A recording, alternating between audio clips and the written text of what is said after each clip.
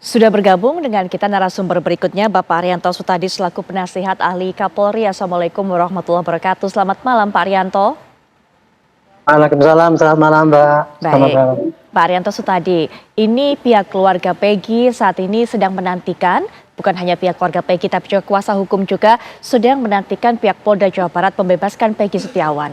Tadi ini sudah disampaikan oleh pada narasumber kami selaku pengamat hukum pidana yang mengatakan seharusnya sesegera mungkin sesaat setelah putusan tersebut dikeluar, Peggy dikeluarkan ataupun juga dibebaskan. Tapi hingga saat ini Pak belum dibebaskan oleh Polda Jawa Barat. Apa yang menjadi pertimbangan pihak kepolisian Pak?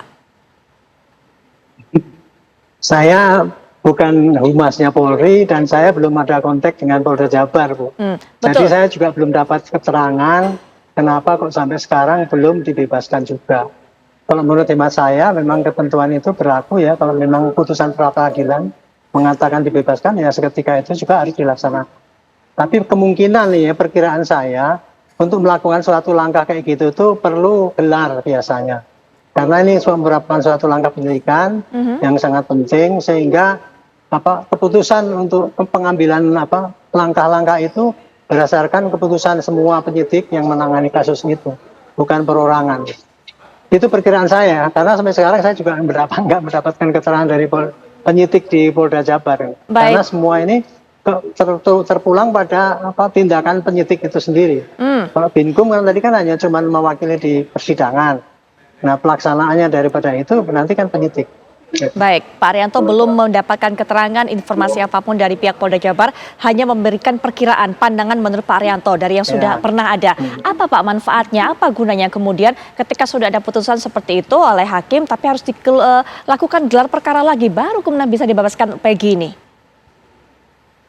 Ya prosedurnya kalau mengambil satu langkah yang penting ya Bu ya, menghentikan penyidikan, menentukan dimulainya penyidikan itu pasti melalui gelar. Nah ini kan sudah ada keputusan ya, keputusan itu prosedurnya begitu, tapi sebenarnya dengan adanya gelar itu tidak menutup, jangan menjadi penundaan.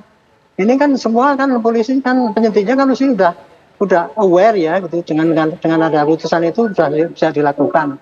Mestinya ya begitu diputuskan tadi itu ya langsung gelar dan kemudian ditetapkan sehingga tidak ada alasan lagi untuk menunda-nunda ini. Itu kan jadi merugikan citra daripada penyidik itu sendiri, karena dengan dikalahkannya di pra peradilan ini sebetulnya secara kasat mata merupakan pukulan telak ya, bahwa penyidik itu kurang sempurna kerjanya, apalagi sekarang dengan penundaan ini. Jadi seakan-akan menunjukkan kan masih ngotot gitu loh, tidak mau menerima kenyataannya, seakan-akan begitu ya. Baik. Kalau bayangan saya sebenarnya saya segera aja dikeluarkan. Gelarnya ya seperti tadi, begitu dengar putus langsung dinyatakan gelar sehingga kita tidak dicemooh lagi oleh masyarakat yang selama ini sudah a priori pada tugas penyidik. Itu pendapat saya sih ya. Baik. Karena nggak dapat keterangan dari penyidik. Itu pendapat dari Pak Arianto, pandangannya Pak Marwan. Apakah Pak Marwan sekarang sudah mendapatkan informasi terbaru dari rekan-rekan seperti apa? Saya dapat informasi terbaru itu Mbak, sampai jam 18.30 tadi belum juga dikeluarkan. Baik, 18.30 sekitar 15 menit, 20 menit yang lalu. Ya, dengan alasan belum gelar perkara. Loh, kok belum gelar perkara? Kan gitu loh Mbak, ini menyangkut, ini orang kebebasan orang loh Mbak. Ini kan sudah diputus oleh pengadilan loh. Makanya saya bilang tidak ada pilihan lain, ini Dirkrimumnya perlu dicopot, harus dicopot. Saya sarankan kepada Kapolri, ini Dirkrimum dicopot ini. Dia memang ada prosedur dia waktu melakukan penangkapan, tidak sesuai prosedur. Sekarang udah dikalahkan oleh pra peradilan, masih dipersulit juga loh kebebasan orang. Mau apa lagi sih Dirkrimum ini? Dan Kapoldanya kemana loh? Ini kan Kapolda memimpin wilayah itu kan Kapolda. Kapolda sama Dirkrimum itu copot menurut saya. Tidak ada pilihan lain kok. Iya. Baik, sebelum nanti Pak Arianto bisa berikan tanggapan mengenai hal ini, tadi komentar Pak Marwan, Pak Yusuf juga, tapi Mas Heri, bagaimana Mas Heri melihatnya? Gelar perkara harus dilakukan, tapi tidak segera mungkin, bahkan hingga saat ini juga masih belum dilakukan, sehingga masih tertunda-tunda nih dibebaskannya Peggy. Yang kita tidak inginkan nanti pandangan masyarakat, tadi benar kata Pak Arianto ya, sangat permisif, bahkan nanti jatuhnya permisif terhadap keadaan ini. Padahal dari awal menaruh harapan agar ada perubahan perbaikan ya. Dalam konsepsi Integrated Criminal Justice System atau sistem peradilan pidana sifatnya terpadu, maka menurut saya hal semacam ini harusnya dijauhkan agar jangan sampai nanti apa yang sudah diproses secara hukum dengan benar, sudah ada putusannya, ketika harus dijalankan masih dianulir lagi, masih direvisi lagi, masih dicek kembali. Nah, ini kan komunikasinya ke masyarakat menjadi tidak baik ya. Dan ini harus dijelaskan karena dalam putusan pra peradilan yang baru dibacakan tadi pagi, hakim itu jelas menyoal masalah transparansi dan perlindungan hak asasi manusia.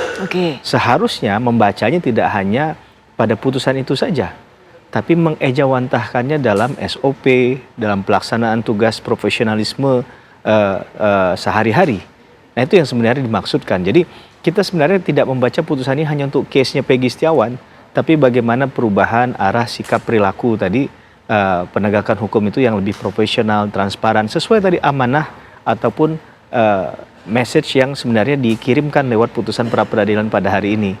Sehingga tidak ada lagi merasa bahwa ada yang disalahkan, ada yang dikalahkan. Ini adalah bentuk korektif. Memang pra peradilan itu tugasnya untuk mengkoreksi. Saya disertasi saya tentang pra peradilan dan bicara bahwa konteks ini adalah melihat untuk perbaikan secara horizontal kepada tindakan aparat penegak hukum. Jangan sampai abuse. Maka diuji dia, abuse atau tidak. Tapi memang di putusan tadi kan nggak menyinggung masalah error in persona sebenarnya. Belum masuk ke pokok materi perkara. Baru menyoal masalah apa yang dilakukan kemarin, ada yang dikoreksi. Ketika orang ditetapkan menjadi tersangka, mengapa sebelumnya tidak dilakukan pemeriksaan? Nah, ini yang kemudian hakim tidak setuju dengan ahli dari pihak termohon yang waktu itu hanya bicara tentang minimum 2 alat bukti saja. Hanya mengunci di daerah situ saja. Padahal yang dimaksud oleh hakim, kalau ini tidak diberikan peluangnya untuk diperiksa misalnya, semisal hanya diperiksa saja tidak dilakukan, maka menutup peluang dia untuk melakukan pembelaan hukum, Mbak Putri. Nah, ini adalah pencitraan atau penghilangan penghargaan perlindungan terhadap hak asasi manusia tadi yang dimaksud. Nah, kalaulah kemudian ini diulang kembali dengan mekanisme gelar perkara yang memang itu mungkin secara internal dibutuhkan, tapi di sisi lain kan ada kepentingan hukum, kewajiban hukum lain yang sebenarnya kalau kita lihat secara tingkatan, lebih penting mana gitu antara gelar perkara ini dengan status seseorang yang sudah ditahan sesuai dengan KUHP pasal 21 tadi. Baik. Nah, ketika dia tidak terbukti sejauh ini ada prosesnya ada yang salah, maka apa beratnya? Nah, kalau saya nggak lagi bicara hukumnya sekarang. Menurut saya ini sudah bicara tidak di ranah hukum lagi. Tapi mengapa tidak mau disegerakan dilakukan? Ini kan berarti ada hal-hal yang perlu dijawab langsung oleh pihak yang berkaitan dengan penahanan ini. Itu yang harus menjawabnya. Nah, pihak Kompolnas juga sejauh apa kemudian Pak Yusuf bisa mengawal apa yang harus dilakukan secara prosedural oleh pihak Polda Jabar? Karena kalau tadi disampaikan seharusnya jika ada gelar perkara juga harus segera dilaksanakan. Tapi nanti mungkin Pak Yusuf bisa berikan pandangannya, tapi setelah jeda kami segera kembali sesaat lagi.